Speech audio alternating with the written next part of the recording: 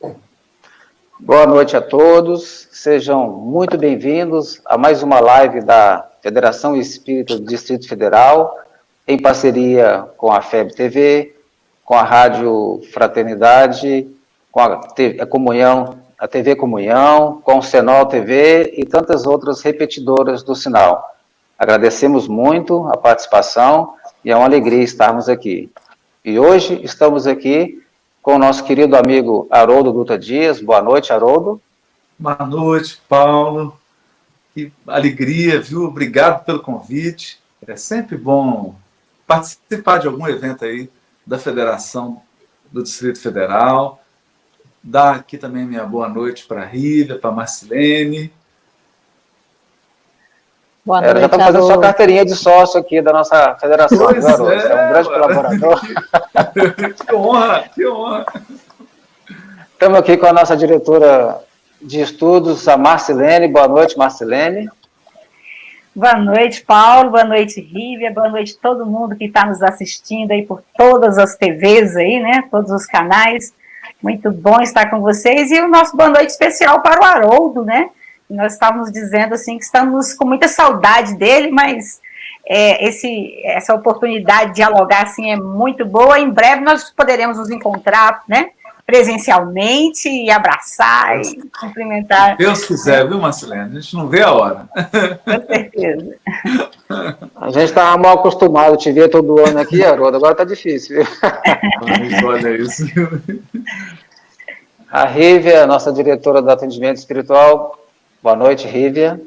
Boa noite, querido. Boa noite, Marcilene. Boa noite, Haroldo. Muito prazer, né, ter estar com você aqui hoje. Seja super bem-vindo. E boa noite a todos que nos acompanham aí pelos canais de comunicação pela internet. Obrigado, querido. A todos que estão nos ouvindo, a gente está aqui com o Haroldo porque a gente quer conversar com ele sobre este livro. Isso. Acabamos de receber, ele acabou de ser lançado. Despertar nossos desafios na transição planetária. Haroldo, lendo o livro que a gente já leu aqui, devoramos em casa, parece que você trouxe aqui uma linguagem de um cafezinho na cozinha. Uma linguagem fácil, uma linguagem simples. Qual que é a proposta desse livro que você, quando escreveu, dessa forma diferente do seu hábito de escrever? A Cláudia Saigusa, que é a editora, junto com o Luiz Saigusa, ela tinha me feito a proposta antes da pandemia. E ela tinha falado assim, Haroldo, a gente quer um livro que fale da transição planetária, mas que fale para todo mundo, que seja um livro acessível para todas as pessoas, né? E uma linguagem que trate com profundidade, que trate com cuidado do conteúdo, mas numa linguagem simples, para a gente atingir o máximo possível de corações. E aí eu acho que o livro ele já foi encomendado com essa característica. A gente fez, então, bem gostoso, para parecer uma conversa. A pessoa que está chegando na doutrina espírita, ou a pessoa que é simpatizante e quer aprender alguma coisa, ela vai encontrar um conteúdo embasado, fundamentado na obra básica, na obra subsidiária, mas numa linguagem gostosa, para ler assim, no fôlego, né? Então eu começo a ler e não para. A diagramação também está muito bonita, está atraente, e, além de tudo, nós doamos o direito autoral para o Remanso Fraterno, que é a instituição fundada pelo nosso querido Raul Teixeira. Então, o livro ele está muito gostoso por isso, que a pessoa, além de aprender, de refletir sobre o conteúdo da doutrina espírita, ela também acaba auxiliando o Remanso Fraterno. Pois é, muito interessante, eu vi aqui a dedicatória, e a gente sabe que o Raul, desde que ele deixou de fazer aquelas viagens de divulgação, ele teve muita dificuldade de sustentar o trabalho do Remanso Fraterno, né? São várias crianças que ele sustenta lá no trabalho, promove, estimula, e a gente tem assim, fiquei muito feliz de ver essa sua iniciativa. E a Rívia, acho que anotou uma pergunta, né, Rívia, já aí do primeiro capítulo? Eu anotei várias, tá, Haroldo? E fiz questão de ler, assim, palavra por palavra, né? Bebi, eu acho que você fez uma conjugação da profundidade da doutrina, mas com a sutileza das histórias, de grandes vultos do espiritismo. Isso dá uma leveza para o leigo, para aquele que não tem a profundidade do conhecimento. Então, acho que você conseguiu atingir os corações mesmo, né? E é uma leitura que a gente começa e a gente só para quando termina. De tão cativante que é. Então, eu acho que ele atende muito, assim, o objetivo, né, que você colocou aí, que a própria Cláudia tinha te proposto. Mas a primeira pergunta é a seguinte. Há um episódio que você relata, né, vivido pelo Chico, em que Emmanuel lhe recomenda perdoar para eliminar as sombras que estavam em seu peito. Isso. E aí a pergunta é a seguinte: por que, Haroldo, é tão difícil perdoar? Essa história, eu quis contar essa história porque às vezes a gente vai falar do perdão e a gente tem uma tendência a lidar com o perdão como uma coisa teórica. E o perdão, na verdade, ele é um comportamento, ele é um hábito. Ninguém começa assim perdoando muito ou perdoando intensamente. A gente começa e perdoa um pouquinho, às vezes você perdoa uma ironia, perdoa uma alfinetada, perdoa uma provocação que a pessoa te faz. Essas coisas pequenas. Então, é preciso criar um hábito. E ali eu sinto que o Emmanuel utilizou com o Chico essa técnica do hábito. Ele quis mostrar para ele que se ele não adotasse um comportamento concreto, se ele não fizesse algo concreto, ele não ia conseguir viver a experiência do perdão. Né? Porque o perdão, ele é uma experiência solitária, é uma experiência profunda, porque perdoar não significa esquecer a ofensa, perdoar não apaga o mal e o prejuízo que a pessoa te causou. É importante deixar isso claro.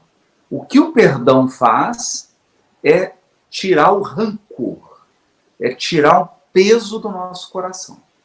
Né? Então, no perdão, praticamente você diz assim: ok, aconteceu esse mal e eu tive essa perda, mas agora chega. Agora chega. Esse fato, essa pessoa, esse acontecimento, ele não vai mais tirar mais nada de mim. Não vai tirar mais nada de mim. Tirou, o que tinha que tirar. Da agora para frente eu vou prosseguir e eu não vou deixar que isso me roube mais ainda. Porque é o que acontece com o rancor, com a mágoa. O fato do passado continua te roubando. Roubando sua energia, roubando sua esperança, roubando sua alegria, roubando sua capacidade de criar uma vida nova, de se reinventar. E essa é a maior perda. E nesse sentido, né, Haroldo, é uma experiência estritamente pessoal. Né? Porque quando a gente vê a questão, mas tem que perdoar, né? Quando, igual você está falando, às vezes as pessoas dizem de forma muito como se fosse uma receita ou um botão que a gente apertasse, né? Tem que perdoar, tem que esquecer. Mas é uma experiência de fórum muito íntimo, né? Como lidar com isso, né, de forma muito particular, para que a experiência do outro agregue a sua, sem que seja a sua, né? Exatamente. Então a gente tem que entender que é um processo. E isso depende da gravidade do mal que ocorreu, depende de uma série de elementos, mas a gente precisa entender que é um processo. Não é uma varinha mágica, é um processo que você vive de aprender a lidar com perdas e danos. Esse é o Haroldo, conta a historinha que você já contou em algumas palestras, inclusive, né? Conta a historinha para o pessoal. Eu sempre fico muito emocionada quando você conta a história. Conta para o pessoal se situar. O Chico adorava cachorro. E ele tinha um cachorro de estimação. E o cachorro adoeceu. Então, Imagina, o Chico trabalhava o dia inteiro na Fazenda Modelo, atendia na Casa Espírita à noite, psicografava nos intervalos, né? Então ele tinha uma atividade intensa. E quando ele chegava em casa, ao invés de jantar, descansar, ele ainda ia cuidar do cachorro doente. Então, uma pessoa muito ligada, era uma pessoa da família, vendo aquela luta do Chico, falou, vamos resolver isso. Foi lá e deu um veneno, matou o cachorro. E o Chico ficou extremamente magoado. Ficou muito, muito magoado com aquilo. Né? Achou aquilo um desrespeito, achou aquilo uma falta de sensibilidade. Mas o que aconteceu? Com o tempo, como era uma pessoa da família, uma pessoa que ele convivia, todo dia ele tinha que encontrar com a pessoa, né? E aquilo foi crescendo, aquela mágoa foi crescendo. Até que um dia, na reunião mediúnica, o Emmanuel disse para ele, olha, Chico, você está com uma sombra no coração, nessa região do chakra cardíaco, e é em decorrência da mágoa de fulano de tal que fez isso, isso e isso. E isso está interferindo no nosso trabalho. No trabalho da psicografia, está interferindo no trabalho da mediunidade que nós nos propusemos a realizar. E aí o Chico tomou um susto, né? Porque, imagina, de repente um fato da vida privada dele começava a interferir na missão mediúnica dele. E aí ele toma um susto, olha, o que eu devo fazer, Emmanuel? E aí o Emmanuel fala, olha, você tem que descobrir o que essa pessoa mais gostaria de ganhar, e aí você compra isso e dá de presente para ela. Aí o Chico falou assim, mas isso só pode ser uma brincadeira, né? Porque a pessoa me ofende, faz o que fez, eu ainda tenho que dar um presente para ela? Mata meu cachorro. O senhor acha isso justo? E aí o Emmanuel disse, olha, Chico, a receita não é minha, a receita é de nosso Senhor Jesus Cristo. Aí o Chico era muito dócil, né? Então, a hora que falou isso, ele... Então tá bom, eu vou... E aí o que a pessoa queria ganhar? Era uma mulher, né? Ela queria ganhar uma máquina de costura. Né? Então aquilo devia ser assim, 10 vezes o salário dele. E aí ele foi lá, dividiu aquilo em muitas prestações. Esse é um negócio penoso, né? Mas quando ele deu essa máquina para a pessoa, né?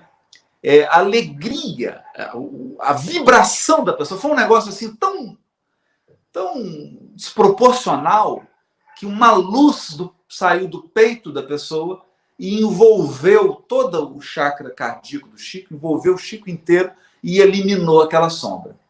E aí dizem que nesse momento o Emmanuel apareceu e disse para ele assim, tá vendo? Não falei para você? A receita é de Jesus Cristo, Chico. A receita do nosso Mestre Jesus. É isso aí. Bonito, né? É bonito. Muito bonita. Hein, Haroldo, olha só, você comenta, né? Você enfatiza, estar encarnado é experimentar a suprema fragilidade. E a gente precisa se fortalecer, não é? Mas isso. Como e onde buscar esse fortalecimento necessário? Bom, querida, a primeira coisa para a gente se tornar forte é, Marcelene, reconhecer a nossa fragilidade. Isso é importante. Né? Então, quando nós assumimos, quando nós acolhemos a nossa fragilidade, e o que é essa fragilidade? Os espíritos chamam de vicissitudes da vida corporal. O que é vicissitudes da vida corporal? Você pode descer a escada do prédio e torcer o pé. E ficar lá com o pé engessado ou com o pé enfaixado, impedido de fazer certas atividades. Nós estamos agora numa quarentena por causa de um vírus.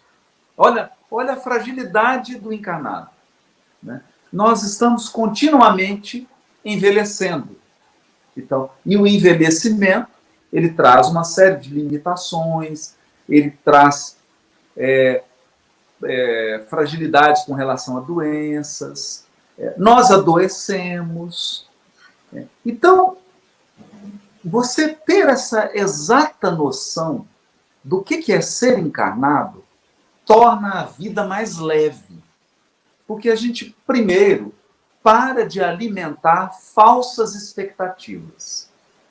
Para de querer exigir da vida corporal, de exigir da vida física aquilo que a vida física não pode dar.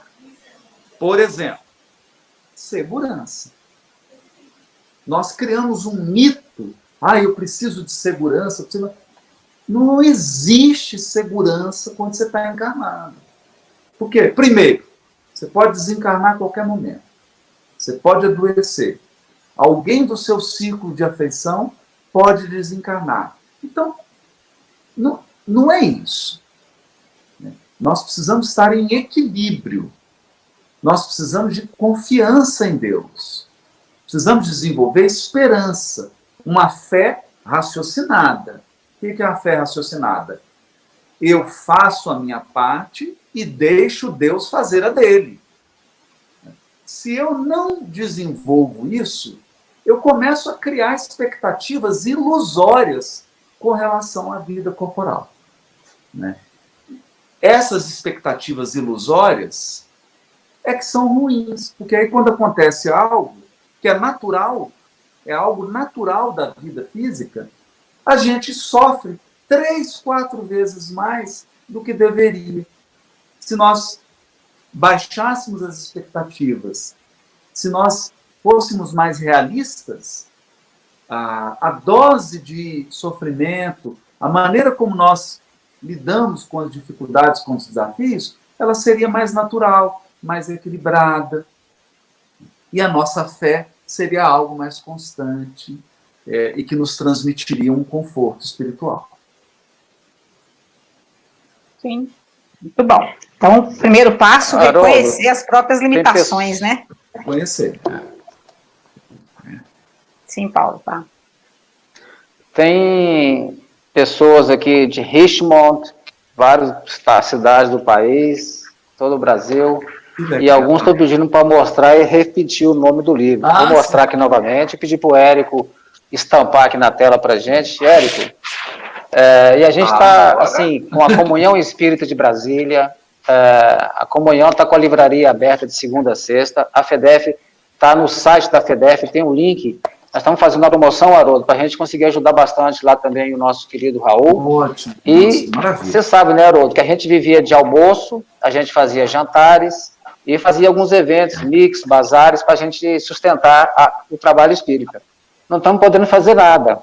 O que a gente pode fazer agora é vender livros. Então eu peço às pessoas que estão nos assistindo que colaborem, né, com as obras espíritas adquirindo livro. Porque livro, mesmo que você já leu, pode dar de presente para alguém, é sempre um amigo disposto a falar. Então, entra no nosso site lá, no nosso portal da livraria.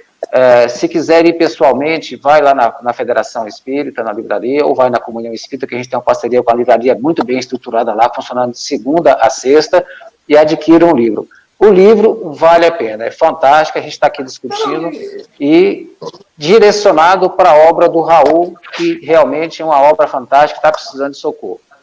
Está precisando. Ô, Paulo, eu não sei, por exemplo, eu não sei aí em Brasília, que aí é um pouquinho o custo de vida mais alto, mas uma pizza aí de 6 pedaços, está em torno de quanto? Dependendo da loja... 30, 40, 50, 60? De 30 a 90 reais, dependendo da instituição. Vamos pôr em uma média de 50. Você pede uma pizza, em 10 minutos só tem a embalagem. Né? A embalagem de papelão. E o livro você pede e ele fica para o resto da vida, fica para os seus filhos, para os seus netos. É um patrimônio que quanto mais você usa e ele não se esgota. Então, exatamente. É isso. Então a gente pede às pessoas aí que nos ajudem a sustentar o trabalho espírita, porque a gente fazia almoço, Haroldo, era assim, a gente dividia entre os grupos para comprar os componentes. A gente cozinhava, vendia os convites entre os familiares, os amigos, aí chegava no almoço, a gente levava a família inteira para comer, aí acabava, sobrava um monte de comida, a gente comprava as quentinhas para levar para casa. Ou seja, a gente sustentava rodando ali mesmo. Quer Assim é a tarde de torta, assim é o almoço beneficente. Isso é o evento espírita, é assim, né? Você Funciona assim. tá Então, o ingresso. então, as pessoas que estão nos ouvindo, às vezes nem todos são espíritas, né? Ajude a gente, acesse aí, adquira um livro para sustentar o movimento espírita. E a gente, assim, lê o livro, ficamos muito felizes, que é de uma linguagem profunda e acessível para qualquer um, né? De jovem, adulto, e qualquer pessoa espírita ou não. Vem falar desse importante momento que é a transição planetária. E a pandemia, Haroldo, ele é um freio, ele é um prenúncio para que como devemos viver. Como que você enxerga, assim, nesse processo de transição planetária? Ela veio como um estágio probatório para o mundo de regeneração? Ô Paulo, eu gosto do conceito básico que está lá no Livro dos Espíritos, sobre os flagelos. Então, os espíritos definem que são processos de aceleração do progresso moral. É isso. Aceleração do progresso moral. Está lá nas questões 747, 748, lá do Livro dos Espíritos. E os espíritos ainda dizem mais. Eles dizem assim, que por vezes eles conseguem, nesses flagelos, em meses, em anos, o que só seria possível em 100, 200 anos. Né? Então você concentra uma experiência intensa, profundamente intensa, muitas vezes dolorosa, desafiadora, mas eles pedem para que a gente considere o seguinte: o espírito é imortal, o espírito é indestrutível. Não tem nenhum espírito morrendo na pandemia do Covid. Nenhum. Não tem nenhum espírito sendo destruído na pandemia do Covid. Tem corpos perecendo. Tem desencarnações coletivas, dolorosas, traumáticas, desafiadoras, mas que aceleram o progresso moral dos espíritos que estão passando pela experiência. E, inclusive, o nosso progresso moral de todos nós que estamos vivendo os desafios da quarentena. Então, é como se você aumentasse a temperatura do forno para derreter o aço e fazer dele uma liga metálica mais pura, mais preciosa, mais útil. Altas temperaturas para purificar. Esse é o sentido.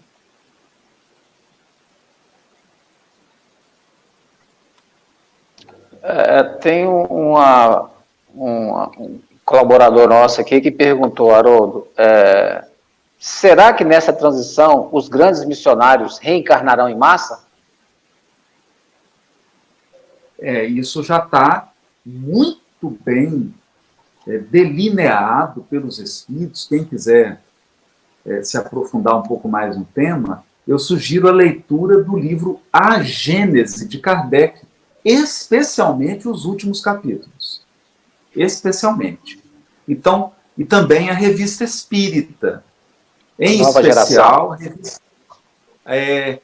os temas da nova geração, e lá na Revista Espírita também, de 1868, os meses de fevereiro e março, que o Kardec aborda isso. Então, está delineado, sim, uma encarnação em massa de espíritos de todos os graus da escala evolutiva. Olha isso. É o que está dito lá, por São Luís. Espíritos de todos os graus da escala evolutiva.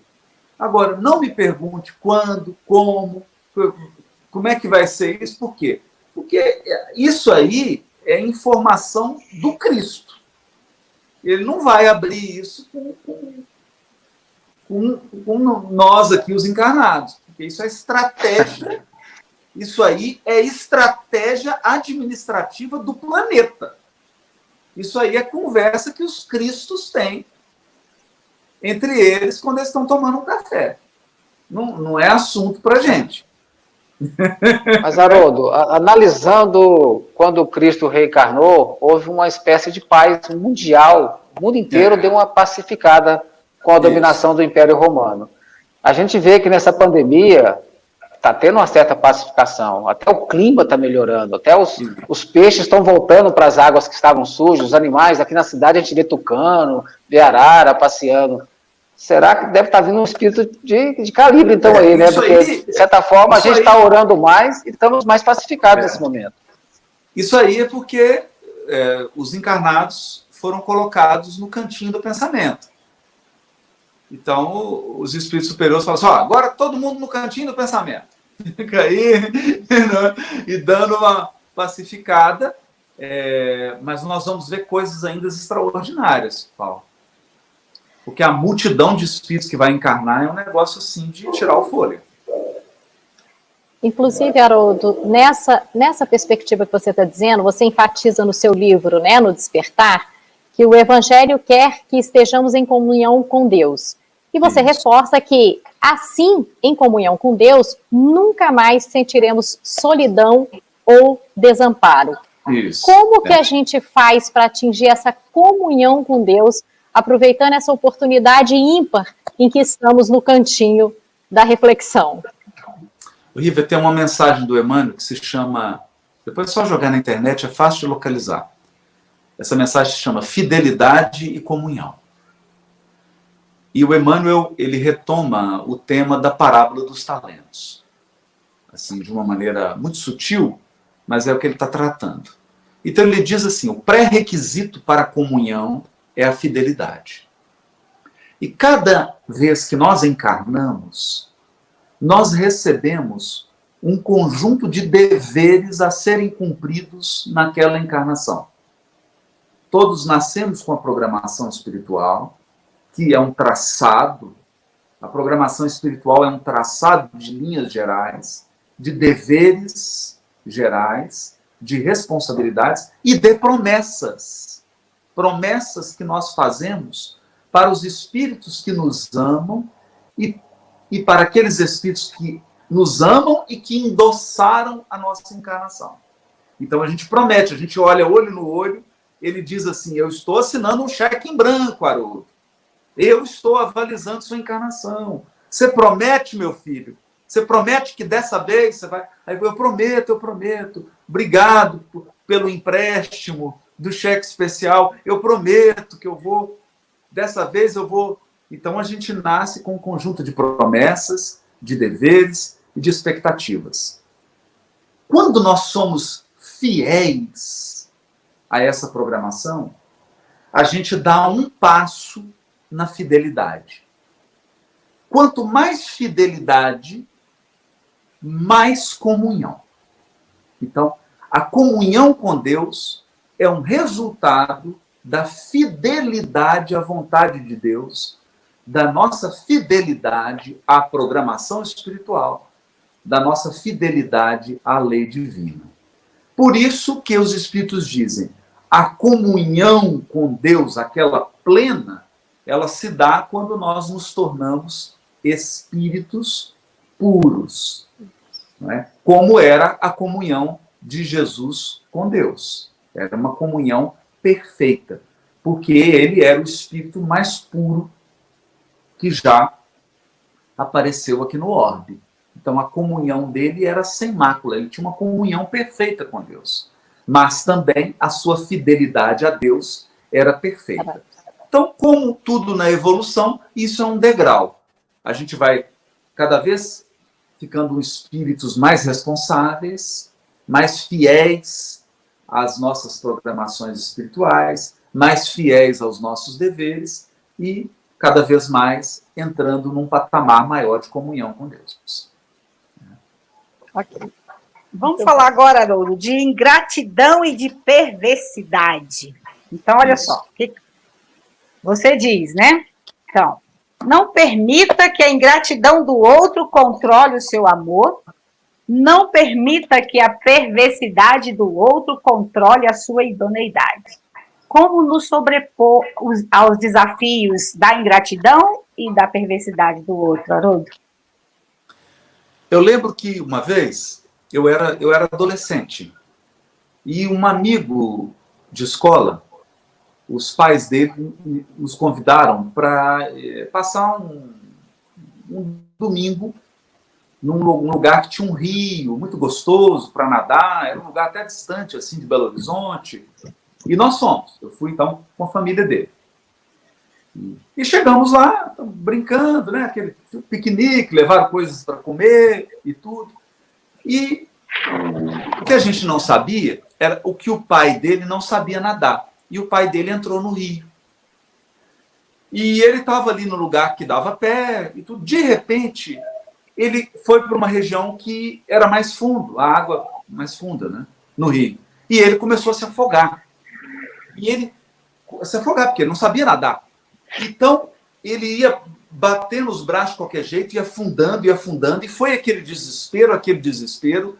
E o primeiro impulso que nós tivemos, né, e ele ficou um tempo, e a gente sem reação, porque o pai dele era grandão, assim, muito forte, e a gente meio com medo, e em um determinado momento a gente teve um impulso de ir lá e salvá-lo.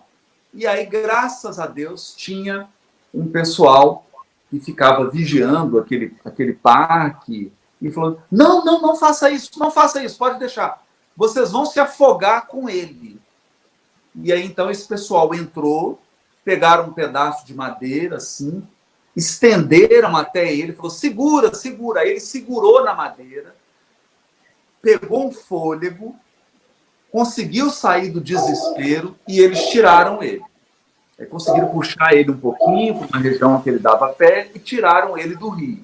E aí o pessoal falou com a gente assim, se vocês tivessem tentado salvá-lo do afogamento, vocês tinham afogado junto com ele. Por que eu estou contando essa história? Se você não tomar cuidado, a pessoa malvada, a pessoa perversa, ela faz você afogar junto com ela. Se você não ficar vigilante, o ingrato faz você afogar junto com ele.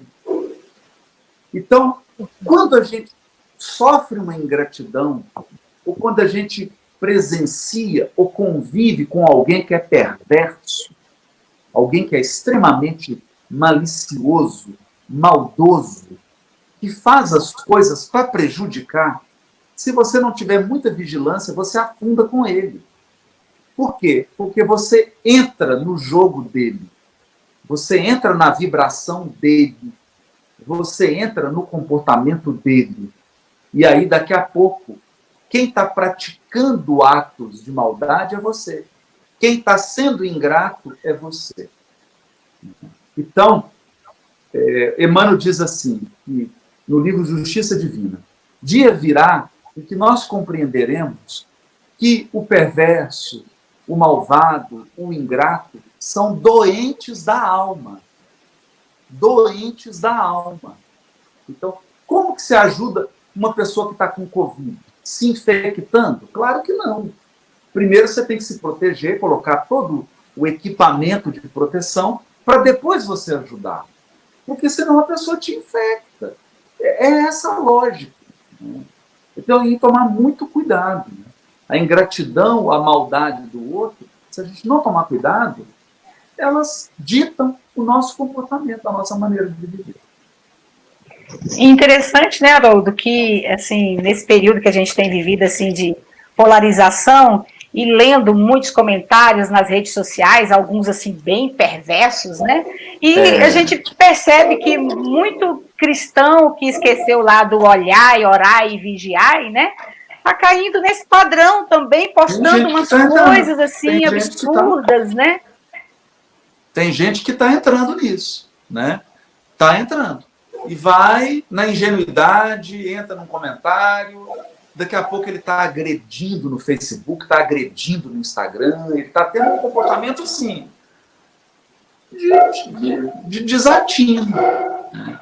Por pura imprevidência. Por quê? Porque tem gente que está lá, está de maldade mesmo. Existe a maldade calculada. Né? Isso nós precisamos entender. Existe a maldade calculada. E existe a pessoa que cai na maldade por imprevidência, por invigilância. Isso que nós temos que tomar cuidado. Não é? E hoje, a transição planetária é isso. Ela apresenta uma série de situações que você cai de bobo. Você cai na onda do outro de bobo. De bobeira. Então tem que ficar atento. Tem que ficar. Acho que é por isso que o Emmanuel, naquele livro Ação e Reação, deixa bem assim categorizado numa mensagem, né? É pela reação que se conhece o cristão, Isso aí. mais do que pela ação. Isso aí. É. Porque quando a gente reage com aquilo que está na nossa natureza, que nós estamos cogitando, que a gente está trabalhando, elaborando. E quando você age, você planeja, você calcula. Então a reação te revela, não é isso? Isso aí. É. Ela nos revela e ela nos derruba. Né? Porque se você se entrega a comportamentos reativos, se você fica muito reativo, você perde o juízo, você perde a clareza, perde a capacidade de raciocinar, perde o freio moral. O freio moral. Né? Eu lembro, Paulo, de uma cena que para mim é belíssima. Belíssima. Quando no Paulo e Estevão, na época o Saulo, ele dá um tapa no rosto do Estevão.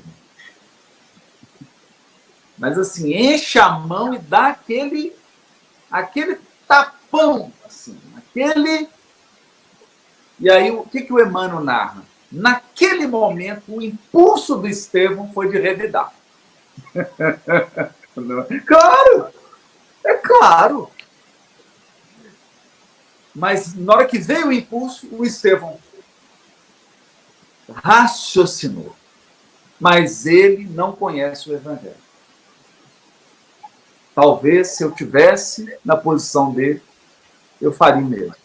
E aí o Estevão se conteve. Então, o que significa isso? Uma coisa é você sentir o ímpeto. Outra coisa é você partir para o comportamento, para a palavra, para a atitude. Isso é uma opção. Sentir aquela emoção, né? Sentir a vontade de esganar é normal. Agora, partir para o comportamento aí já é uma escolha. Né? Então, se a gente deixar, a reatividade, ela toma conta do nosso psiquismo e a gente começa a agir de uma maneira animalesca. Animalesca. Não é? Quem quiser ter uma prova disso... E como drenar isso? Oi, Paulo? Oi? E como drenar isso, Haroldo? Porque algumas pessoas eu ouço, né, nas nossas conversas aqui, eles falam, olha, eu até me contenho, só que por dentro eu estou querendo matar, isso está me fazendo mal. Mais ou menos igual a história do Chico aí, quando mataram o cachorrinho dele. Eu acho que, assim, então vamos lá. Eu preciso de um mínimo de estratégia. Um mínimo de estratégia. Então, a primeira delas, saia do Twitter. Tô brincando. Então, assim, evite situações, informações que te tiram do sério. Então, eu preciso mudar minha rotina. O que você está absorvendo de informação? Porque você imagina, se eu crio o hábito de todo dia assistir determinados programas de televisão, acessar determinadas mídias sociais, ter determinados tipos de conversa, eu estou jogando gasolina na fogueira. Eu estou alimentando o meu desequilíbrio. Não é? Então, se você acorda e o primeiro gesto seu é ir para uma rede social, acessar perfil em que as pessoas estão se agredindo por causa de política, você começou muito mal o seu dia. Então, nós precisamos ter uma estratégia. Qual que é a estratégia? Preces ao longo do dia, leituras edificantes ao longo do dia, momentos de relaxamento, momentos de reflexão. Eu preciso ancorar o meu equilíbrio. Equilíbrio não cai do céu. equilíbrio é construído com hábitos construtivos. Com hábitos construtivos. Percebeu que você está muito irritado? Percebeu que o clima não está legal? Faz um culto. Faz um culto. No lar. Lê uma página. Ora, medita. Eu preciso de estratégias. Porque equilíbrio não cai do céu. Equilíbrio é construído, né? Então, basicamente, evite certas coisas e construa hábitos que vão sustentar o seu equilíbrio. Basicamente, essas duas estratégias. É uma espécie de jejum, então, né, Haroldo? É jejum e oração. Porque a pessoa acha que jejum é deixar de mastigar, deixar de comer. Não. Jejum é deixar de acessar certos sites, deixar de acessar certas mídias. Jejum é deixar de assistir determinados programas de televisão. Jejum é deixar de ter certas conversas, evitar certos assuntos. O jejum mais difícil não é o do corpo. Ficar sem comer é fácil, gente. O jejum mais difícil é o da alma. É o que você diz no livro, né, Haroldo? É espiritualizar o cotidiano. Quer dizer, como é que a gente faz para espiritualizar o cotidiano, sobretudo em tempos de isolamento, quando a gente está muito mergulhado nas questões materiais? Então, a gente vê as pessoas sendo desempregadas, as pessoas passando fome, as pessoas morrendo. Então, a gente está tão mergulhado nessa perspectiva material que é difícil espiritualizar esse cotidiano tão apelativo para coisas tão urgentes, né? Então, acho que essas dicas que você fala da oração, do culto, da seleção daquilo que a gente vê, que a gente lê, é fundamental mesmo, né? Acho que é a grande oportunidade que a gente tem de espiritualizar o cotidiano. Exatamente. Porque o que acontece, Rívia, é o seguinte: nós vivemos numa sociedade que nos vendeu uma mentira. A gente acha que ter informação a respeito das coisas significa que eu vou ajudar. Não vou. Não é? Eu ter informação de que tem pessoas morrendo de Covid na Alemanha vai ajudar em quê? Eu não vou ajudar em nada. Então, você quer ajudar? Então faz o seguinte, faz uma doação para o Médicos Sem Fronteira, para o Fraternidade Sem Fronteira, para a instituição do Raul, compra um livro aqui para ajudar, faça alguma coisa que você possa fazer. Porque você não vai resolver o problema do mundo. Não vai resolver o problema do mundo. Né? Então, faça a sua parte, cumpra o seu dever, ajude, seja solidário, na medida das suas possibilidades. E aí, ancore o seu cotidiano, com oração, com uma leitura, com música que te acalme, com rotinas que te façam se sentir melhor. É isso, né?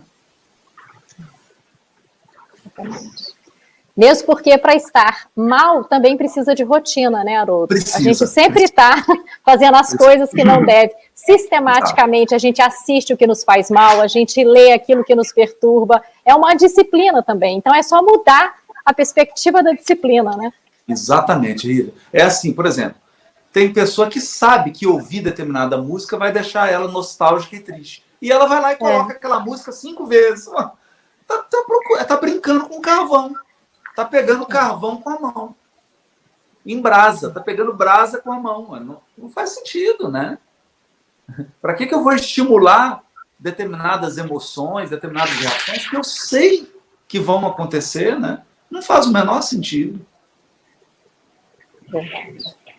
Haroldo, quando você fez o comentário lá do livro Paulo e Estevão, né, do momento em que o Estevão recebe, né, a bofetada, então, que ele pensou em reagir, mas, mas ele não conhece o Evangelho, né?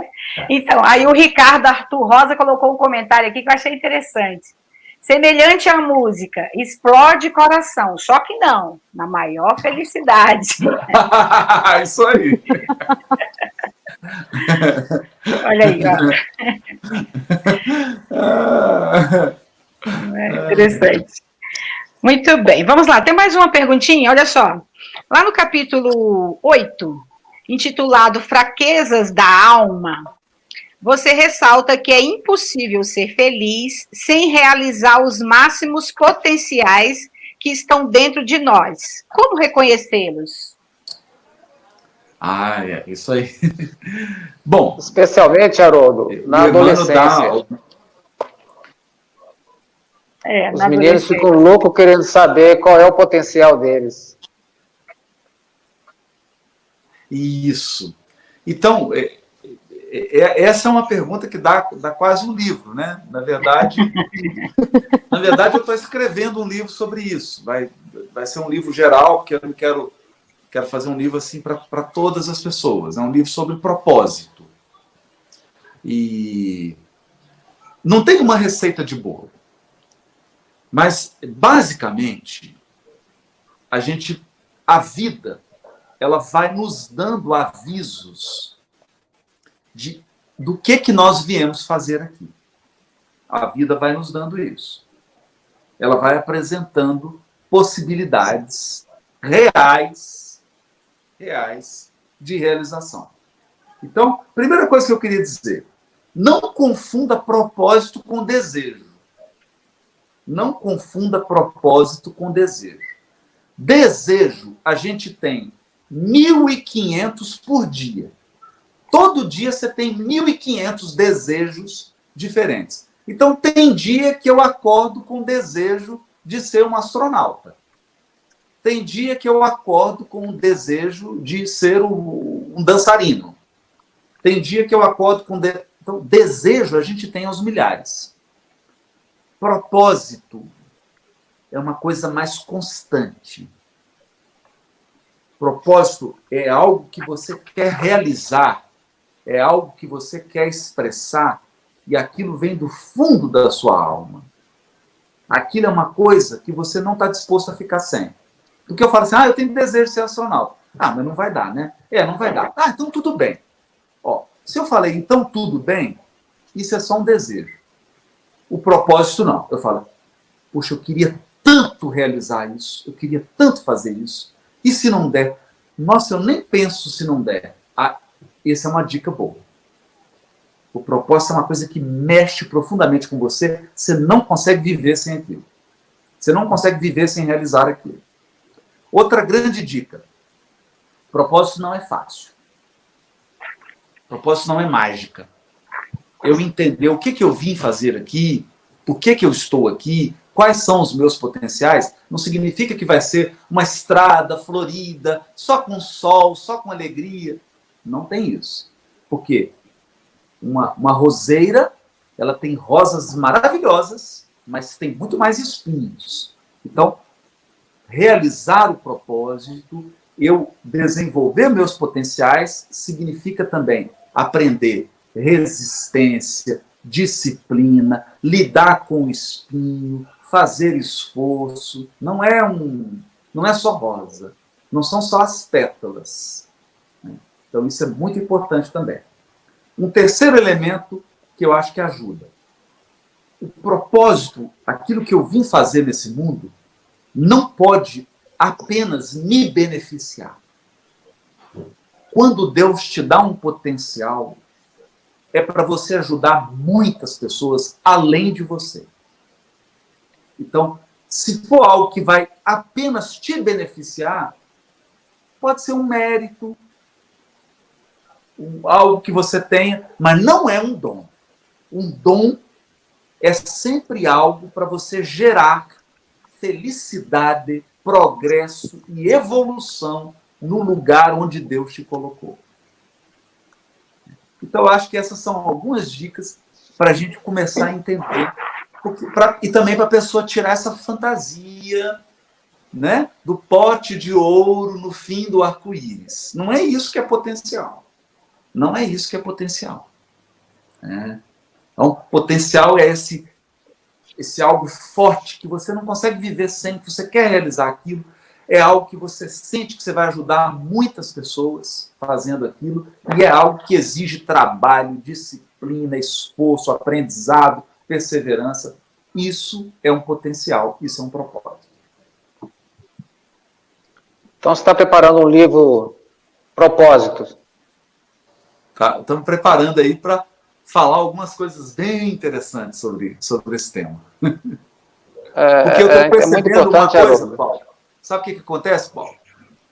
Essa geração de 2000 para cá, os espíritos que encarnaram de 2000 para cá, estão com muita dificuldade de encontrar um propósito.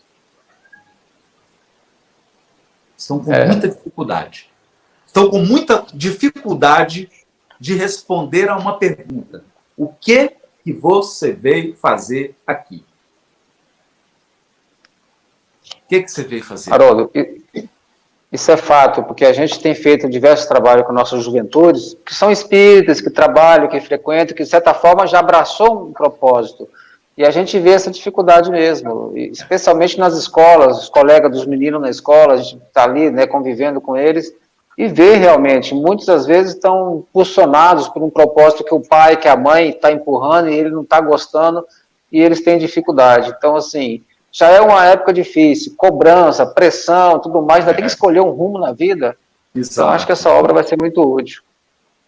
E muito cedo, né, que a juventude é muito curta, muito rápida, depois vai viver até 90, 100 anos, até com perspectiva de viver mais essa geração de 2000 para cá, né, e aí é uma grande necessidade mesmo.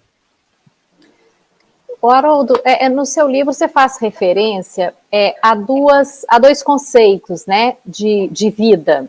Uma vida no sentido circunstancial e a vida no sentido de experiência subjetiva. Fala um pouquinho para a gente sobre isso, porque eu acho que as pessoas mergulham muito nessa vida enquanto circunstância e esquecem dessa vida como experiência subjetiva. Porque, Riva, isso é uma coisa muito importante. Todo acontecimento externo, ele é interpretado pelo indivíduo que está envolvido nele. Nós sempre interpretamos. Então, olha que interessante. Eu encontro com alguém e a pessoa, naquele dia, ela não está bem, ela está um pouco mal-humorada, e ela falou uma frase infeliz. Eu posso ler aquela frase assim: poxa, acho que essa pessoa hoje ela não está bem. Não está bem. Ou eu posso transformar aquilo numa tempestade num copo d'água. Essa é a experiência subjetiva. Então, a experiência subjetiva, ela nem sempre, quase nunca coincide com o fato. O fato é algo. Como eu vou lidar? Como que eu vou interpretar? Como que eu vou lembrar daquele fato? Depende muito da minha mente, da minha visão da vida, de como eu estou enxergando, de como eu olho para a vida. E é importante nós trabalharmos isso. Como que nós interpretamos as coisas? Como que a gente interpreta os fatos, as experiências que nós vivemos? Isso é muito importante. E aí, o que eu estou querendo dizer com isso? A gente precisa desenvolver um olhar mais amoroso com relação à vida. Um olhar mais amoroso. Não é você diminuir a gravidade dos acontecimentos, não é isso. Não é isso. Mas nós podemos, mesmo diante de um acontecimento muito doloroso, muito desafiador, nós sempre podemos extrair algum elemento de crescimento espiritual. E quando eu digo crescimento espiritual, eu não estou dizendo que vai ser prazeroso. Pode não ser prazeroso, mas vai ser engrandecedor, espiritualmente falando. Porque eu vou ganhar uma experiência, eu vou adquirir uma experiência com aquele fato ocorrido. Então, esse descompasso entre a experiência subjetiva e o fato é muito importante, porque o que costuma acontecer? Às vezes, você olha para os aspectos em volta da vida da pessoa e você fala assim: tá normal. tem problemas, tem desafios, tem dores, como toda a vida. E aí você olha para a intimidade da pessoa, ela está desesperada. Ela está angustiada num nível injustificável. Aí já é um sinal de que ela não está lidando, ela não está processando bem a experiência subjetiva. A questão é dentro, não é fora. Ela não está processando bem. É importante dizer isso, né? Então, assim, já que você fez essa pergunta, eu vou dar um exemplo aqui chocante, né? Todo mundo olha assim e fala, o Haroldo escreveu um livro, ele está sempre falando. Mas o Haroldo aqui, do 0 aos 10 anos de idade, eu morei com 8 famílias diferentes. 8. Porque eu não tive o pai e mãe para morar. Eu morei com 8 famílias diferentes. Um pouquinho com meu pai, um pouco com os 8 famílias. Aí, com os 10 anos, eu fui morar com a minha mãe. Comecei a trabalhar com 14 anos de idade. E, a partir daí, eu me sustento desde os 14 anos de idade. E eu já passei fome várias vezes na vida. Então, enquanto eu estava fazendo o ensino médio, eu estudava na escola técnica. E era aula o dia inteiro, né? Era aula assim... Pegava a tarde inteira, um pedaço da noite, e eu só tinha o dinheiro para almoçar. Então eu ficava 8, 9, 10 horas sem comer. E eu tive uma gastrite nervosa de passar fome. Não é? Então, mas aí, como que eu lidei com isso? Como que eu olhei para esses aspectos da minha vida para que isso fosse um elemento para eu adquirir espiritualidade, para eu engrandecer meu espírito? Então, a gente tem que se fazer essa pergunta. Eu não estou dizendo que as pessoas têm que ter a mesma reação que eu, pelo amor de Deus, né? Não sou o modelo e guia Jesus, não sou eu, né? Modelo e guia Jesus. Mas é importante a gente dizer isso, porque as pessoas ficam com, né? Então, e eu lembro que tinha um senhor no grupo espírita que eu frequentava, e era um senhor muito simples, sabe? Analfabeto. E aí eu falava dessas dificuldades para ele, ele falava assim, meu filho, se eu for contar a minha história para um carroceiro, até o cavalo chora. Ai, ai. Haroldo, Paulo Andrade Rodrigues, da Bota, quando você falava aí das dificuldades, né? Ele pergunta aqui, né? Como conciliar a necessidade de se desenvolver no mercado de trabalho para a subsistência com os propósitos decorrentes dos compromissos assumidos na reencarnação? Paulo, eu vou te dar uma resposta bem direta. Porque a sua história é muito interessante, mas acho que nem todo mundo consegue passar, né, como você passou. Eu vou dizer uma coisa para o Paulo e para todos que estão dizendo. A sua profissão e a sua subsistência é também a sua programação espiritual. Você está sendo avaliado espiritualmente pela maneira como você trabalha e lida com o dinheiro. Acredite nisso, Paulo. Não existe programação espiritual e do outro lado o trabalho, o dinheiro. Não, meu amigo. Não. No prefácio do livro Caminho, Verdade e Vida, Emmanuel diz assim, não existem linhas divisórias entre o templo e a oficina. E aí, isso está falando com relação a Jesus. Jesus não estabeleceu linhas divisórias entre o templo e a oficina.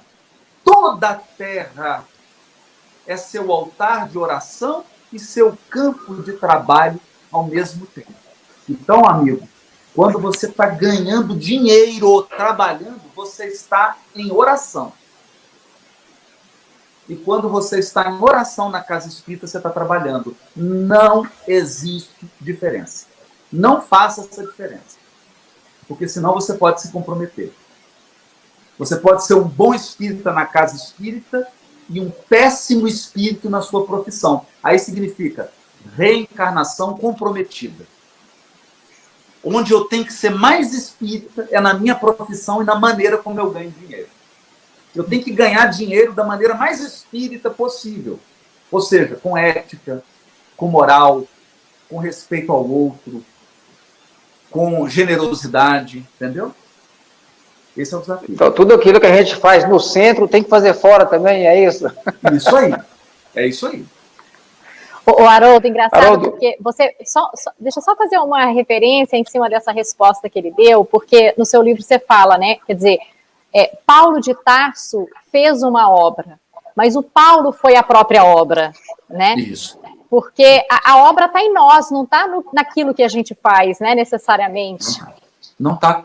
E isso é bom, né, Rívia? Porque assim, Deus não precisa de nós para fazer a obra de regeneração, não, gente.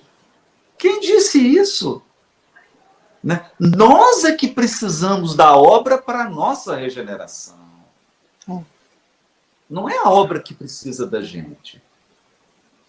Às vezes a gente tem uma visão distorcida. Oh, fulano é um missionário. Não, fulano é um abençoado. Ele pôde trabalhar o seu progresso moral trabalhando pelos outros. Ele é que é o privilegiado. É importante a gente ter essa consciência. Nosso amigo Fabiano Santos, querido amigo lá da Capixaba, companheiro, colaborador aí do movimento. Fabiano, Fabiano, um abraço. Te manda abraço. Jaime Ribeiro também te mandando abraço aqui na nosso chat da FEDEF. E o Fabiano faz um comentário aqui que queria que você explorasse, em cima do que você comentou agora há pouco. A tentação é a exteriorização da concupiscência nossa? Explore isso. Isso. Está na epístola de Tiago, né? Cada um é tentado quando atraído e engodado pela própria concupiscência. Então eu vou dizer o seguinte. Você quer ver uma coisa, Paulo? Dá um exemplo bem simples, né? Eu não fumo.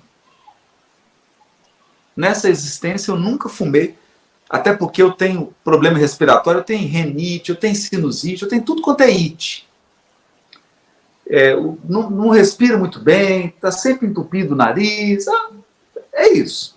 É o que tem para essa encarnação. Né? Então, eu nunca consegui o cheiro. Então, para mim, cigarro não é tentação nenhuma. Eu não preciso de uma placa assim, não fumo. Eu nem vejo essa placa. Essa placa eu nem enxergo. Se você colocar um caminhão de cigarro na minha frente, não. Né? Então, olha que interessante isso. O Emmanuel faz uma comparação bonita, né? Ele diz assim, para explicar o que é tentação. Coloca uma jarra de diamante, uma vasilha, uma bandeja de diamante na frente de um cavalo. E uma bandeja de milho seco na frente de um ser humano. Agora inverte. Coloca a vasilha de milho na frente do cavalo e a vasilha de diamante na frente do ser humano. Não é? Então, aquilo que nos tenta, aquilo que nos coloca num estado de tentação, que é uma possibilidade de queda espiritual, isso é que é a tentação, é um teste, é algo que você pode falhar, só acontece quando você tem uma fragilidade interna. Só quando você tem uma fragilidade interna. Não é? Então é importante a gente pensar nisso.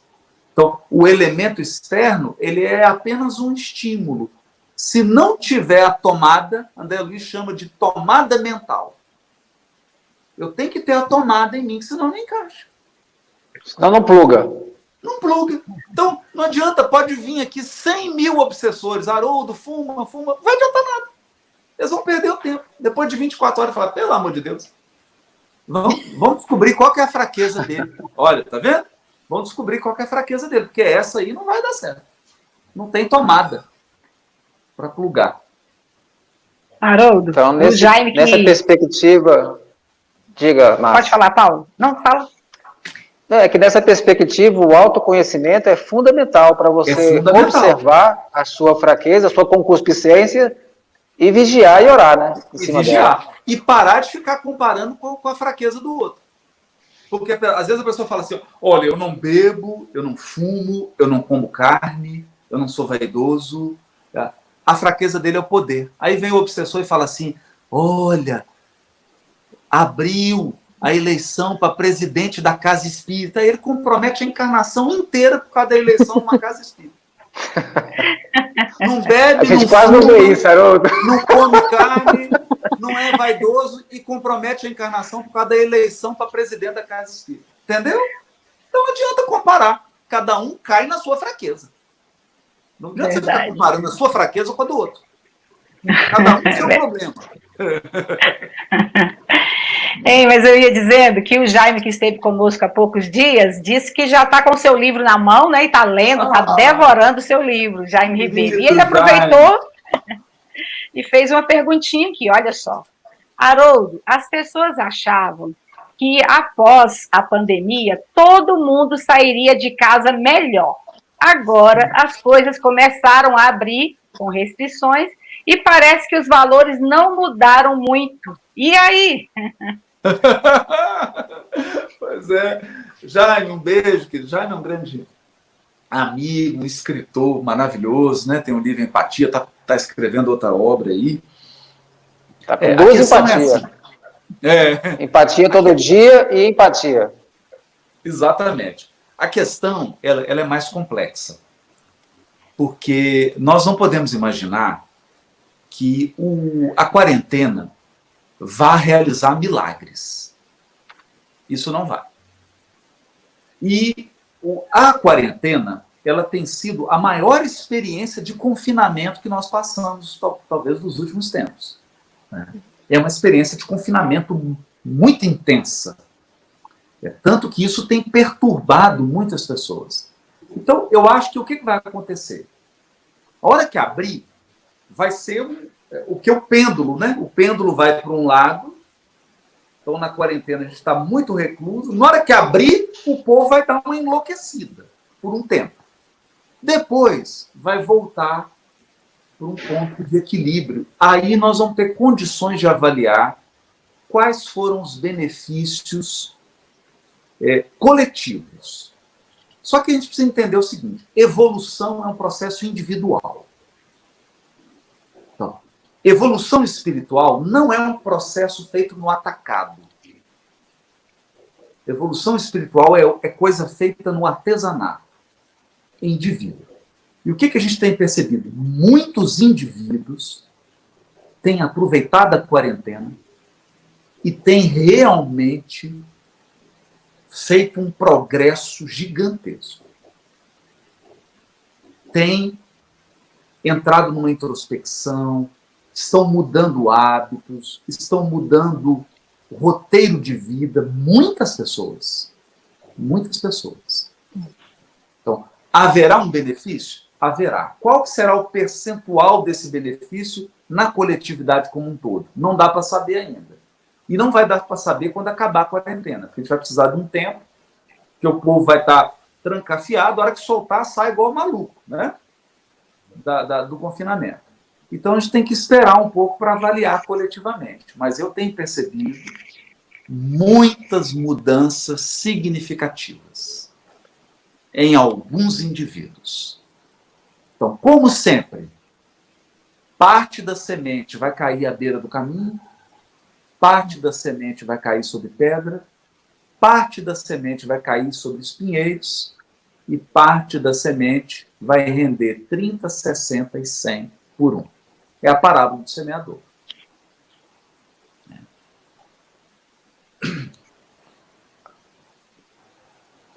Temos mais.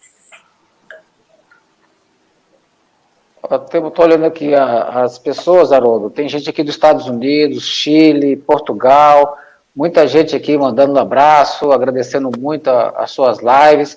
Porque uma coisa, Haroldo, é a gente ver a palestra. Tem um monte de palestras que são maravilhosas, mas a live tem uma pegada diferente, que as pessoas interagem, estão agradecendo as suas respostas.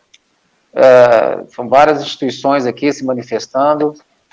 Perguntando o livro, só dizendo, quem é do DF, né, tem a Comunhão Espírita que entrega, tem a FEDEF que entrega, a Livraria da Comunhão está aberta de segunda a sexta, Aqui a gente estava ainda, Haroldo, fechado, então não podia abrir nada, mas os templos já podem abrir alguma coisa, entendeu? Alguma coisinha. Então a gente está devagarinho retornando. E quem é dos outros estados pode pedir pelo www.hiperlivros.com.br. Hiperlivros com H.com.br. Quem é dos outros estados, né? Quem for daí privilegia aí a FEDEF, a comunhão, para poder auxiliar aí também o movimento espírita. Lembrando que a gente se sustenta, né? Não tem dízimo, não tem nada, o movimento espírita se sustenta de livros e contribuição dos participantes, dos colaboradores. Exatamente. Então, gente, com a pandemia, socorre aí as suas instituições, as casas, porque tem muito trabalho bom aí, passando dificuldade, né, no Brasil todo. Todos nós estamos nessa luta aí. Exatamente. Rívia, aquela próxima.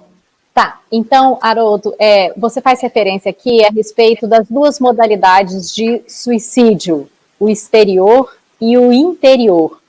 Você poderia falar um pouquinho sobre eles para nós, por favor? Na verdade, assim, a gente usou uma metáfora, né? Não é propriamente assim uma definição, né?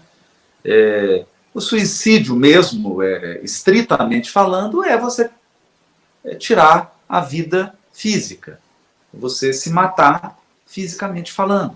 Seja de uma maneira direta, que é a morte instantânea, ou num curto período, ou aquela morte indireta, em que você vai sobrecarregando o seu organismo até que ele não consegue mais e acaba indo a óbito. Esse é o suicídio. Nós usamos uma metáfora, porque esse suicídio é muito explícito. Ele é muito visível. Esse não tem dúvida, não tem ninguém no mundo que tenha dúvida de que isso é um negócio ruim, muito, muito triste, muito angustiante. Você vê alguém que você ama, alguém do seu lado, tirando a própria vida. Né? Mas existe, e aí a gente usou uma metáfora, né? Então vamos dizer isso aqui é uma metáfora, é uma imagem, apenas para puxar uma outra reflexão, que é desse suicídio interno, que é quando você não vive os seus potenciais. É quando você não cumpre aquilo que você veio fazer aqui. É quando você passa a sua vida, que é a sua existência física, em branco. É quando você não honra as promessas que você fez aos espíritos amados que avalizaram a sua encarnação. Então, quando você perde essa oportunidade, é um suicídio. É uma morte, mas de um outro nível, não uma morte física. É uma morte de possibilidades. É uma morte de oportunidades. É uma falta de aproveitamento de recursos, de relações, de circunstâncias que a providência divina dispôs com muito amor para que você pudesse evoluir. Então é um desperdício. É o desperdício do tempo, é o desperdício das relações, das circunstâncias, é o desperdício da vida, da encarnação, no sentido filosófico e espiritual. É nesse sentido que a gente quis dizer. A gente pode dizer que é abrir mão do protagonismo que cabe a cada um, né? Que cabe a cada um, exatamente. Abrir mão. Quando você desiste de tudo e fala, não, aí você se recolhe, né, e deixa de fazer aquilo que te cabe. Desisto, ou me revolto, ou fico martirizando, ou fico tentando... Outro dia eu peguei uma frase de um ditado, né? A frase não é minha, né? Eu citei de um ditado francês, se eu não me engano.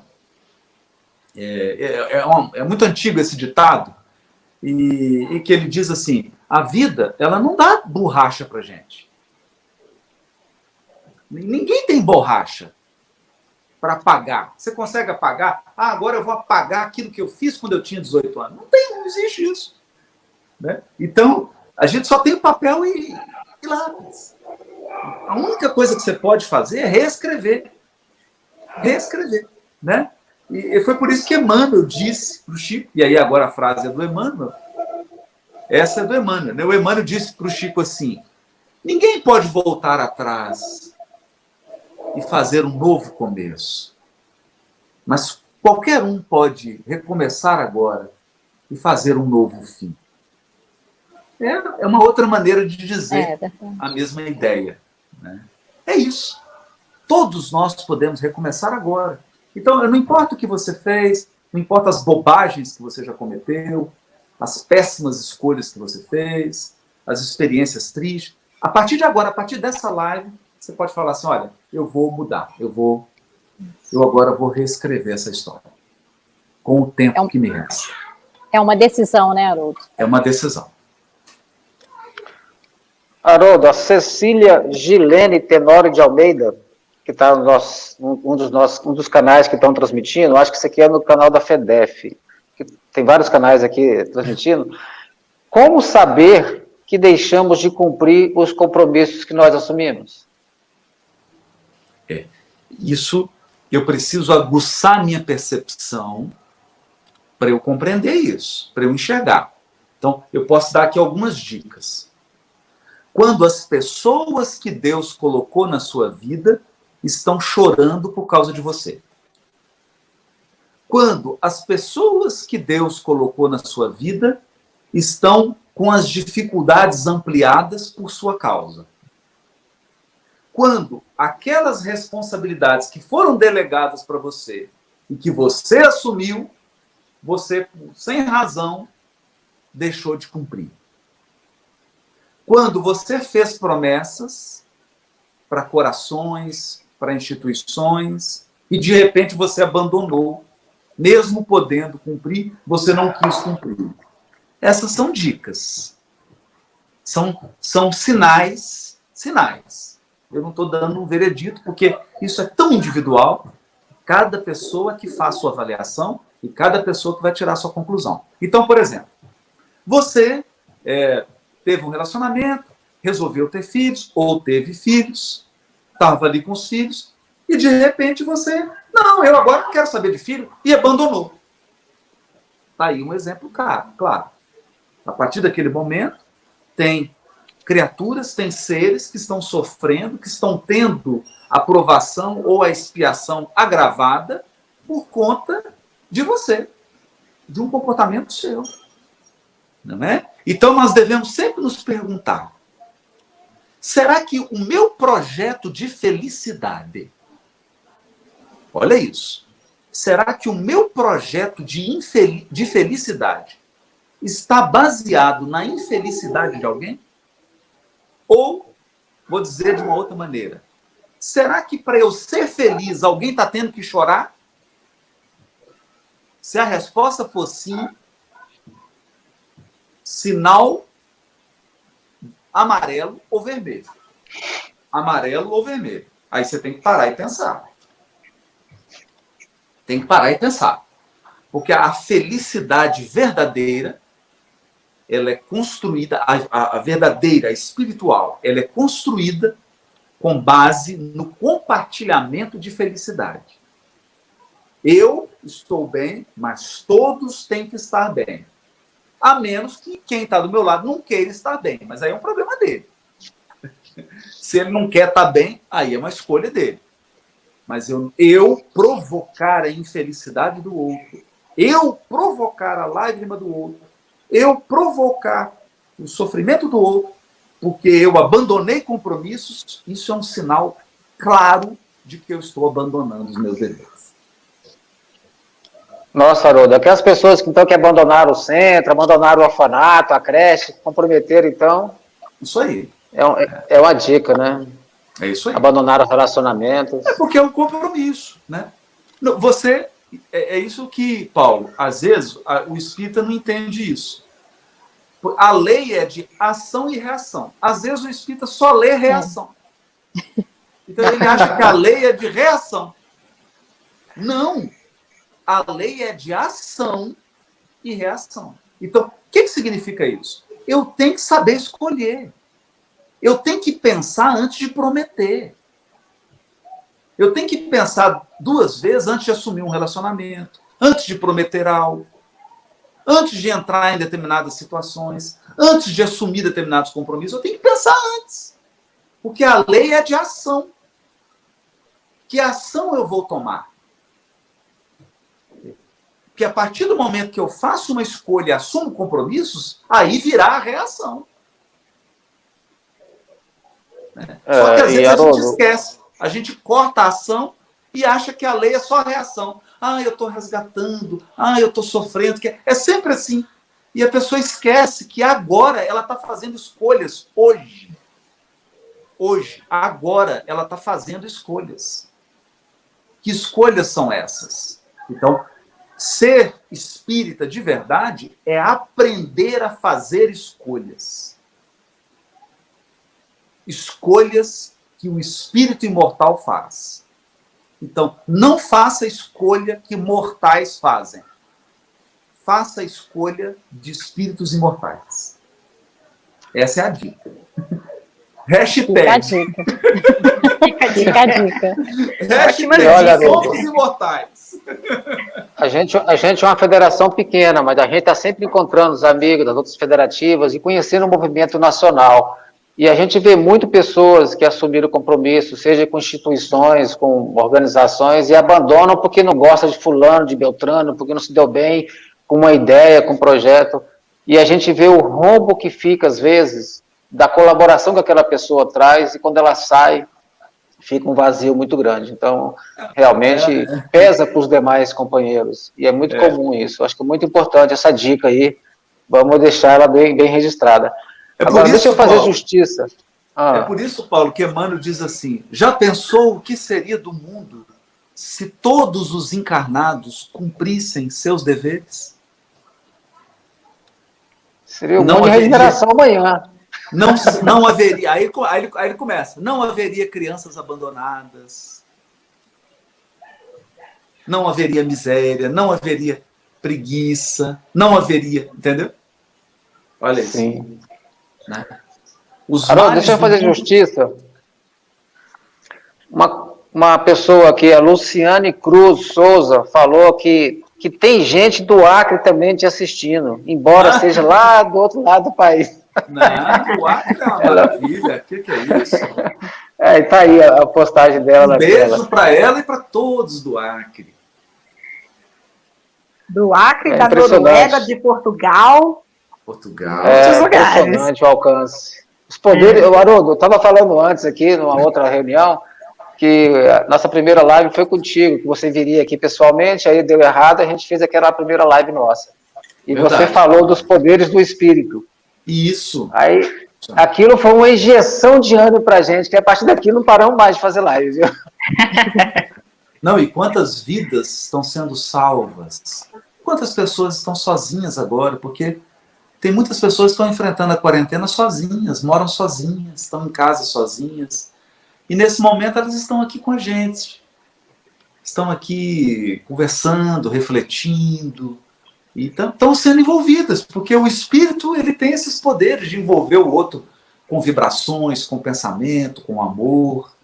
Isso é tão real quanto um abraço físico. Verdade.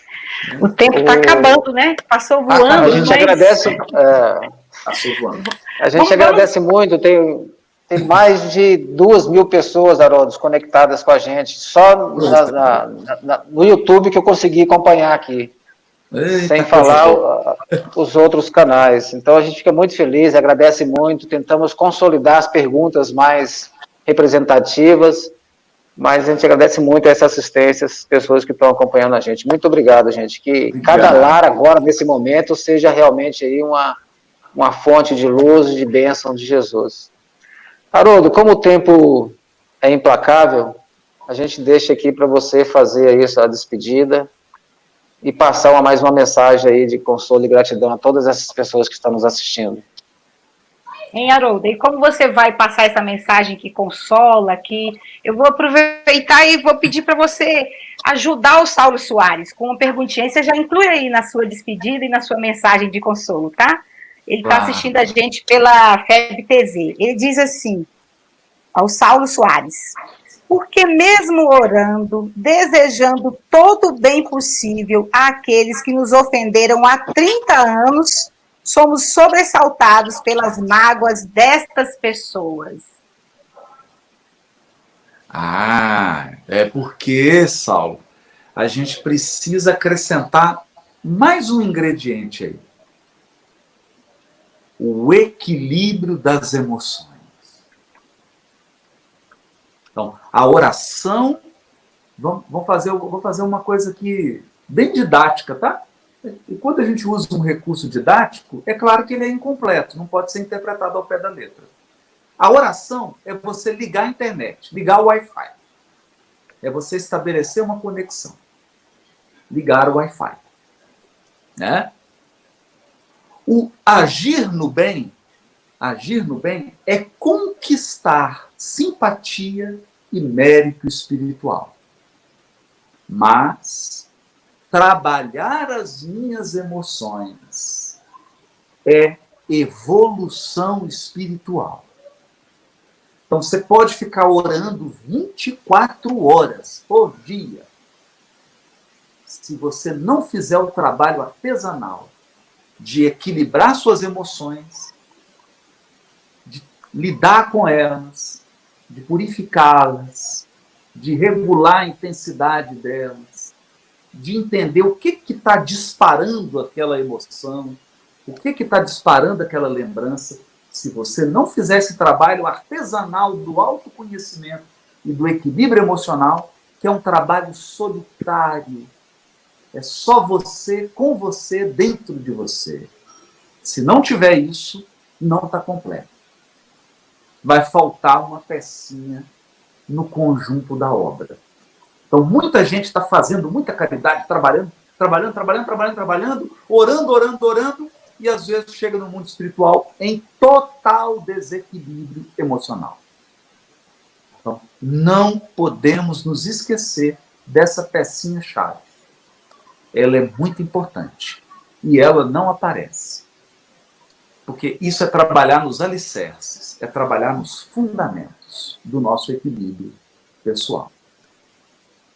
Então, é essa mensagem que eu queria deixar também. Porque a doutrina espírita, ela nos diz de forma muito clara. Primeiro, existe uma inteligência suprema e um amor infinito dirigindo a criação. Uma inteligência suprema. Nem sempre é possível entender o que Deus está fazendo. Porque se nós sempre entendêssemos o que Deus está fazendo, nós seríamos inteligência igual a dele. Então, às vezes, Deus faz coisas que ele não entende. Fala, gente, não estou entendendo Deus. Claro, ele é inteligência suprema, você não. Você não é inteligência suprema. Então, compreender que Deus é inteligência suprema e é o amor infinito, e ele está dirigindo a criação. Segundo, entender que nós somos espíritos imortais. O corpo pode se machucar, o corpo pode adoecer, o corpo pode morrer, os relacionamentos podem se acabar, nós perdemos entes queridos porque o corpo deles morre, muitas coisas podem acontecer, mas o nosso espírito é imortal, é indestrutível. E por que tudo isso acontece? Porque nós encarnamos com uma finalidade: purificar o nosso espírito imortal. A encarnação não é uma viagem para Disney. Não é uma excursão de passeio.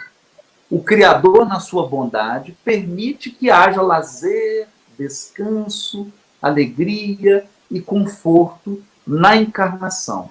Mas o propósito dela é a evolução espiritual. Se a gente compreender essas três coisas, tudo muda. Tudo muda.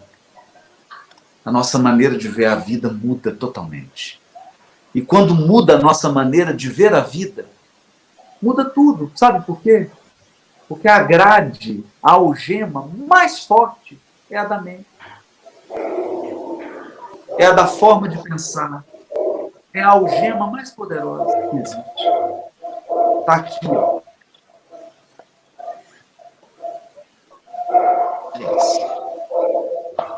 Ok.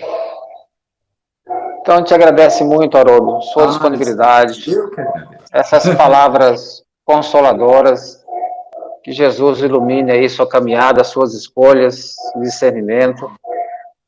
As pessoas que estão nos acompanhando, são muitas manifestações, alguns pedindo socorro, apoio.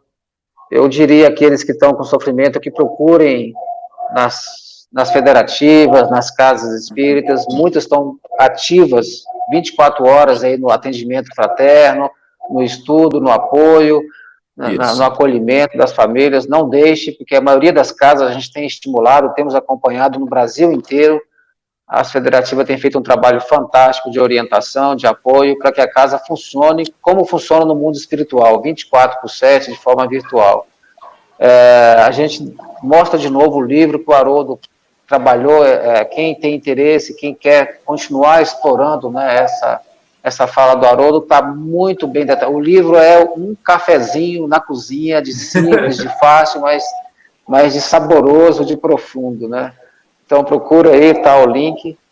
E eu queria aproveitar esse momento de tantas pessoas reunidas e fazer essa corrente de oração, a força do pensamento, do sentimento de cada um, que a gente agora pare por um instante, imagine a figura de nosso Mestre Jesus.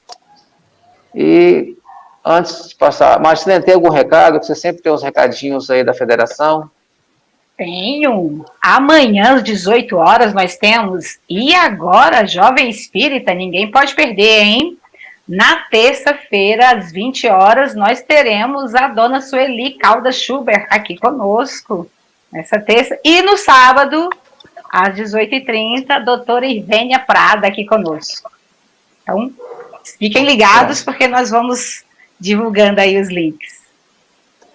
Qualquer dúvida, o site da FEB TV e da FEDEF TV, no YouTube, as informações detalhadas. Então, enquanto a Rívia prepara para fazer a prece, eu gostaria de agradecer imensamente a Haroldo, a todos, a Itelitera, que nos apoiou também aqui com o material, com o livro.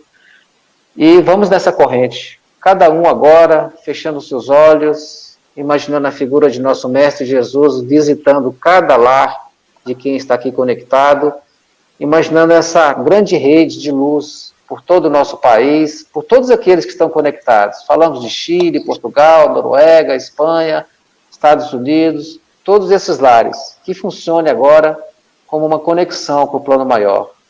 E aí, imaginando a figura de Jesus derramando sobre nós suas vibrações, vamos então sintonizar nessa prece. Querido Mestre Jesus, nós agradecemos essa oportunidade bendita e gloriosa em que podemos aprender um pouco mais da vida através do nosso companheiro Haroldo, que ele possa ser iluminado nos seus projetos profissionais, espirituais, familiares, para que ele continue distribuindo a sabedoria, a clareza de raciocínio para todos nós que tanto precisamos. Nós te agradecemos por tudo e rogamos que fique conosco hoje e sempre.